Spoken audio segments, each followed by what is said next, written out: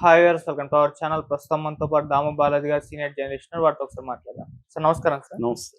Sir, మన సంధ్య theatre తొక్కిసలాట ఘటన తర్వాత కోమటిరెడ్డి గారు అప్పుడే ప్రెస్ మీట్ పెట్టి బెనిఫిట్ షోలు మేము క్యాన్సిల్ చేస్తాం తెలంగాణలో అని చెప్పేసి అనౌన్స్ చేశారు. అయితే రీసెంట్ గా దిల్ రాజు గారు ఈ సంక్రాంతికి గేమ్ చేంజర్ రామ్ చరణ్ గారి రాబోతుంది. సో ఈ గేమ్ చేంజర్ మూవీకి అన్ని పెద్ద సినిమాల్లో లాగానే రెండు తెలుగు రాష్ట్రాల్లో బెనిఫిట్ షోలు ఉండేలా మేము ప్రయత్నాలు చేస్తాం, ఉంచుతామన్నట్టుగా ఆయన మాట్లాడుతున్నారు. మరి బెనిఫిట్ షోలు క్యాన్సిల్ చేస్తామని తెలంగాణ గవర్నమెంట్ అనౌన్స్ చేసింది. మరి వీళ్ళేమో దిల్ రాజు గారు ఈ విధంగా మాట్లాడుతున్నారు. మరి ఉండే ఛాన్సెస్ ఉన్నాయా? మరి మీ ఒపీనియన్ సార్ దీనిపై? ఇది ఒక డిస్ప్యూట్ లాగా మిగిలింది. ఇప్పుడు మామూలుగా దిల్ రాజు ప్రతి సంక్రాంతికి ఏదో ఒక వివాదంలో ఇరుక్కుంటుంటాడు. ఆయన లాస్ట్ సంక్రాంతికి కూడా పెద్ద సినిమాలకి ఇచ్చి ఒక సినిమాని వెనక్కెళ్ళమని ఇలాగంతా గొడవలు జరిగాయి. అప్పుడు అందరూ సమావేశమయ్యారు. దిల్ రాజు మీద విమర్శలు వచ్చాయి. మళ్ళీ దిల్ రాజు ప్రెస్ మీట్ పెట్టి చెప్పాడు. అంతకుముందు కూడా వారసుడు సినిమాకి తమిళ డబ్బింగ్, తమిళ సినిమా అది, తెలుగు ఈయన ప్రొడ్యూసరు. సో అది దానికి ఎక్కువ థియేటర్లు ఇస్తున్నారని, ఇది ఎప్పటి నుంచో థియేటర్ల గొడవలు అనేవి ఎప్పటి నుంచో జరుగుతున్నాయి. ఎందుకంటే థియేటర్లన్నీ కూడా నలుగురు చేతిలో ఉన్నాయనేది అందరికీ తెలిసిన విషయమే. దిల్ రాజు, అల్లు అరవింద్, తర్వాత సురేష్ బాబు, ఇలాగా ఏషియన్ వాళ్ళు ఇలాగా. అయితే ఇక్కడ ప్రాబ్లం ఏంటంటే దీనివల్ల ఒక లాభం కూడా ఉంది. వీళ్ళు కానీ తీసుకొని నడపకపోతే థియేటర్లన్నీ కూడా, ముఖ్యంగా సింగిల్స్ థియేటర్లు ఎప్పుడో చచ్చిపోయాయి. అవన్నీ రియల్ ఎస్టేట్ మాల్స్ అయిపోయాయి. వీళ్ళు నడపబట్టే అవి సర్వైవ్ ఉన్నాయి. ఆ మేరకు అది పాజిటివ్ అంశం. అయితే నెగిటివ్ అంశం ఏంటంటే రిలీజ్ అప్పుడంతా కూడా వేరే సినిమాలు ఇవ్వరు వీళ్ళ సినిమాలకి చూసుకుంటే. ఇదంతా వ్యాపారం. ఇంకా వ్యాపారంలో మనం న్యాయము, నీతి ఇవి మాట్లాడడానికి, లీగలా కాదనేది మాత్రం మాట్లాడాలి తప్ప వ్యాపారానికి వెళ్ళి ఇది న్యాయం కాదురా బాబు, ఇది అన్యాయం అంటే కుదరదు అక్కడ. కాకపోతే ఏంటంటే ఈ సినిమా ఇండస్ట్రీలో లీగల్గా అంటే కుదరదు. ఎందుకంటే ఇవన్నీ ఒకరికొకరు కాంపిటీషను, వ్యవహారాలు ఉంటాయి. ఇప్పుడు ఏంటంటే పెద్ద బడ్జెట్ సినిమాలు అయిపోయినాయి. దాంట్లో లాభాలు వచ్చినా అదే రీతిలో ఉంటాయి, నష్టాలు వచ్చినా అదే స్థాయిలో ఉంటాయి.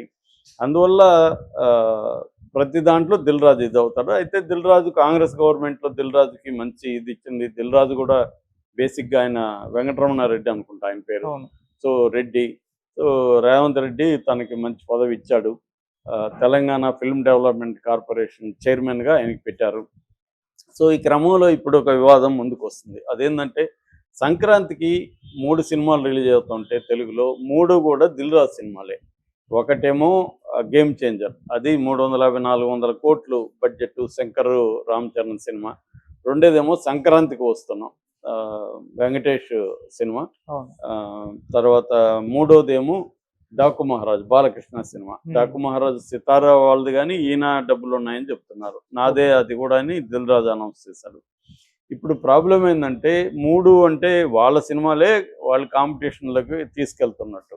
10వ తేదీ నుంచి వరుసగా అవి రిలీజ్ అవుతాయి.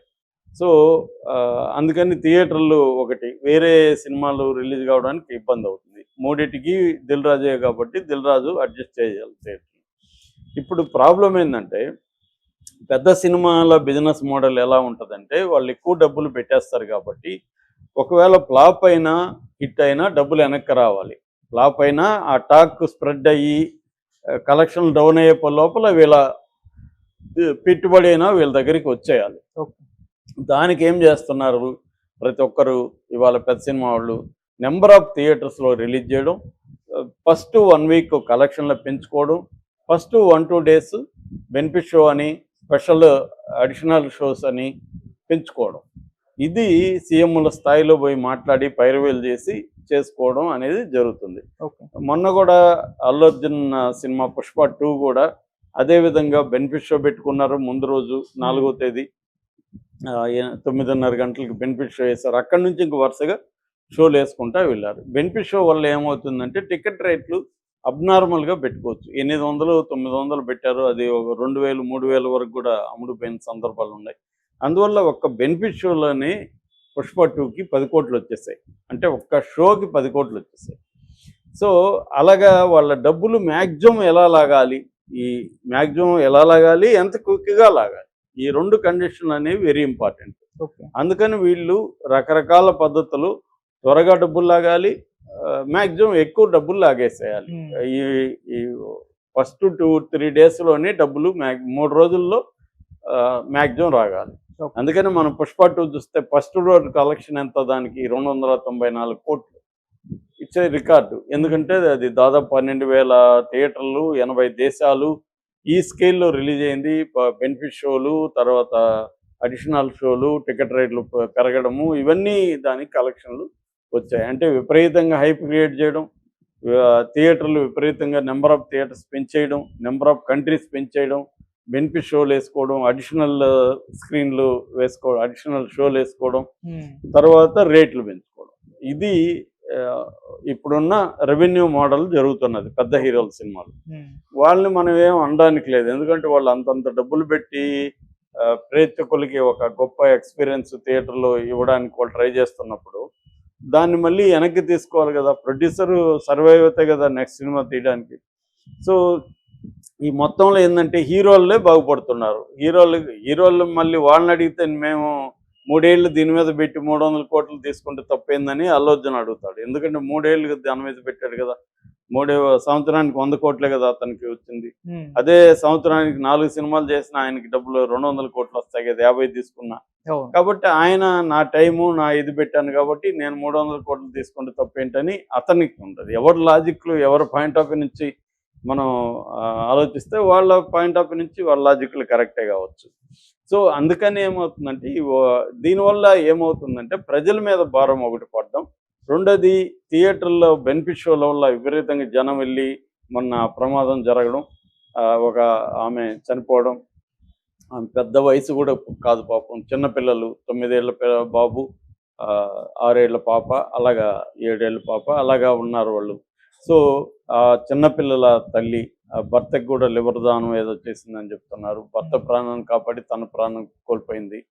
సో ఆ బాబు కూడా వెంటిలేటర్ మీద ఆక్సిజన్ ఇస్తూ ఉన్నారు, నిన్ననే కళ్ళు తెరిచారని చెప్తున్నారు. ఈ సంఘటన జరిగేసరికి గవర్నమెంట్ ఏం చేసిందంటే ఇమీడియట్గా సినిమాటోగ్రఫీ మినిస్టర్ కోమటిరెడ్డి వెంకటరెడ్డి నేను అసలు బెనిఫిట్ షోలే రద్దు చేస్తున్నాం, ఏ సినిమాకి ఇవ్వమన్నాడు. మంచి డెసిషన్ అనేది అనుకున్నారు. కానీ అది ఆ డెసిషన్ దీనికి పరిష్కారం కాదు. బెనిఫిట్ షో ఇవ్వడం వల్ల ఇదేం కాదు. రెండోది, కోర్టులో బెయిల్ సందర్భంగా అల్లు అర్జున్ అడ్వకేట్ నిరంజన్ రెడ్డి ఒక ఆర్గ్యుమెంట్ చేశారు. బెనిఫిట్ షో లేదు, గవర్నమెంట్ వీళ్ళకేదో దయదలిచి ఇచ్చిందని మీరు ప్రచారం చేస్తున్నారు. దయదలిచి ఏమీ లేదు, 18% GST పే చేస్తున్నాం. వీళ్ళకి 10 కోట్లు రెవెన్యూ వచ్చిందని బయట ప్రచారం చేస్తుంటే 10 రాలేదు, 7 వచ్చింది, 3 కోట్లు గవర్నమెంట్కి పోయింది. సో గవర్నమెంట్ ఏమి ఊరికే ఇవ్వట్లేదు, గవర్నమెంట్కి ట్యాక్స్ కడుతున్నారు కదా, కాబట్టి గవర్నమెంట్కి డబ్బులు వస్తున్నాయి, అందుకనే ఇస్తున్నారు. సో ఇది చర్చ. బేసిక్గా బెనిఫిట్ షోలు ఈ యాంగిల్లో రద్దు చేయడం అనేది ఉపయోగం లేని అంశము. ఒక సినిమాకి ఇచ్చినప్పుడు ఇంకొక సినిమాకి ఎందుకు రిజెక్ట్ చేస్తారు? సో ఇప్పుడు ఏమో జరుగుతుంది, ఒక పక్క కోమటిరెడ్డి వెంకటరెడ్డి ఏమో అనౌన్స్ చేసేసాడు నేను ఇవ్వనని, దిల్ రాజు ఏమో బెనిఫిట్ షోలు ఉంటాయి అని చెప్తున్నాడు. మరి ఎవరు పవర్ఫుల్ ఇక్కడ? దిల్ రాజు పవర్ఫుల్లా, కోమటిరెడ్డి వెంకటరెడ్డి పవర్ఫుల్లా? మామూలుగా తీసుకుంటే కోమటిరెడ్డి వెంకటరెడ్డి పవర్ఫుల్, ఎందుకంటే ఆయన సినిమాటోగ్రఫీ మినిస్టర్, ఆయన అనుకున్నది జరగాల. కానీ దిల్ రాజు డైరెక్ట్గా రేవంత్ రెడ్డితో ర్యాప్ ఉంది కాబట్టి రేవంత్ రెడ్డిని కన్విన్స్ చేస్తే రేవంత్ రెడ్డి చెప్తే కోమటిరెడ్డి కూడా వినాల్సి వస్తుంది. కోమటిరెడ్డికి ఏమి దీంట్లో పెద్ద ఇగో ప్రాబ్లం లేదు, ఆయనకు పోయేదేం లేదు. బెనిఫిట్ ఏదో ఆ సందర్భంగా అనౌన్స్ చేశాడు. మళ్ళీ ఈసారి గట్టి చర్యలు తీసుకుంటాము, హీరోలు వెళ్ళకూడదు బెనిఫిట్ షోలకి, ఇవన్నీ చెప్పి మళ్ళీ వదిలేయచ్చు. లేకపోతే అంత ధైర్యంగా చెప్పడు కదా దిల్ రాజు, ఎందుకంటే 3 సినిమాలు ఉన్నాయి. 3 సినిమాలు ఆయనకి ఒక షోకి పుష్పలాగా వస్తే 30 కోట్లు వచ్చినట్టు, కనీసం 20 కోట్లు వస్తాయి 3 సినిమాలకి ఆయన ఒక షోకి. దాని ఎందుకు దిల్ రాజు ఉంటాడు?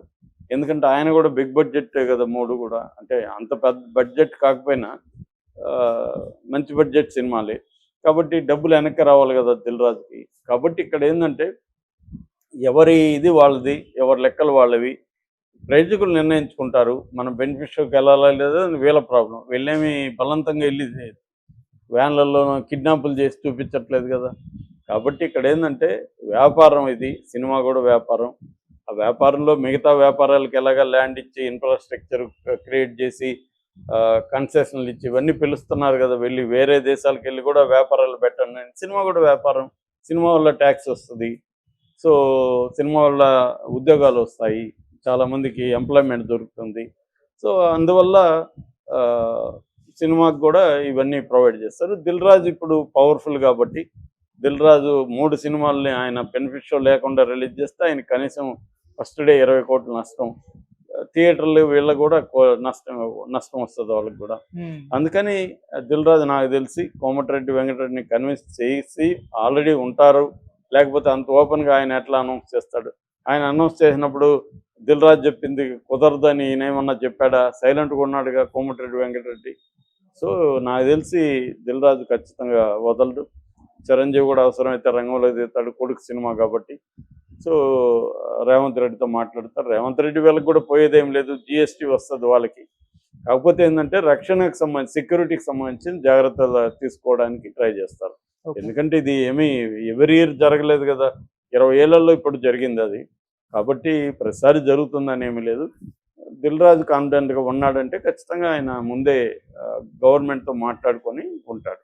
ఇప్పుడు ఆంధ్రాలో ఇచ్చినప్పుడు ఇక్కడే ఇవ్వడానికి వీళ్ళకేముంటది? ఆంధ్రాలో మొన్న ఇచ్చారు, ఇప్పుడు కూడా ఇస్తారు.